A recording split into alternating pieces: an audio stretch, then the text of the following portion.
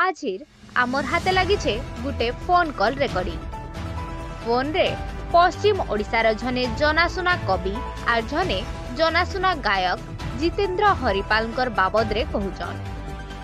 रंगवती गीतर ना करा गाहक पद्मश्री विजेता जितेंद्र हरिपाल को जाति आक्षेप करिछन। से जितेंद्र हरिपालकर चरित्र के नक्सान करी करी झी बह संगे आर्केस्ट्रा करुछे बोली कहूछन कवि। रावण रो स्वयं आदि बोली जितेंद्र हरिपालकर चरित्र के नक्सान पहुंचाउछन।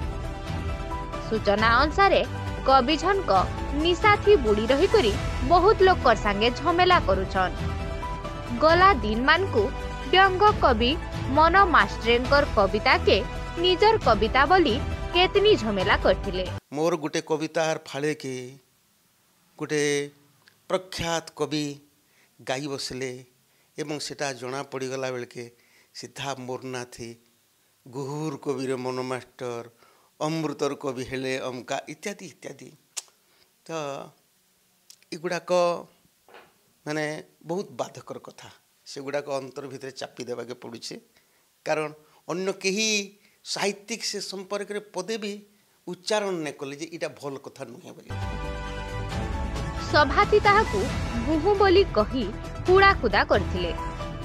सूचना मिलुछे कि से मत पी करी मचान मान को जाउछन जेंथि लागी कि लोक आर ताहाकू सभा को डाकबार बंद करी देइछन। जितेंद्र हरिपाल शास्त्रीटा से बाहर खुलुर पालिया धर जे सब चपरती लिखितला जितेंद्र हरिपाल मुई भूखे मरु छे बोली सब कथा अभी अच्छा एते घर इंदिरा आवास होछे आर है एतार इंदिरा आवास नहीं करे जितेंद्र हरिपाल रो भूखे मरु छे बोली करे लेखमा टाइटा सुंदर कथा नहीं हो